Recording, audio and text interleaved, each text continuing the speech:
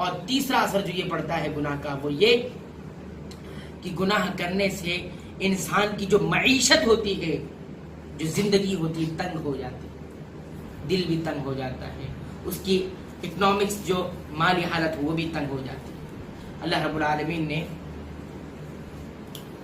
سورۃ الشورى کے اندر سورۃ طٰہٰ کے اندر ارشاد فرمایا، اعوذ باللہ من الشیطان الرجیم، وَمَنْ أَعْرَضَ عَنْ ذِكْرِي فَإِنَّ لَهُ مَعِيشَةً ضَنكًا وَنَحْشُرُهُ يَوْمَ الْقِيَامَةِ أَعْمَى قَالَ رَبِّ لِمَ حَشَرْتَنِي أَعْمَى وَقَدْ كُنْتُ بَصِيرًا۔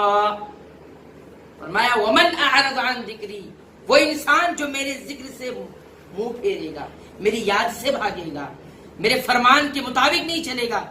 فإن له معیشہ، اس کے لیے ایسی زندگی رکھ دی جائے گی ضنکا، جو تنگ ہوگی۔ انسان مال و دولت تو نظر آئے گا، دل میں سکون نہیں ہوگا، یا پھر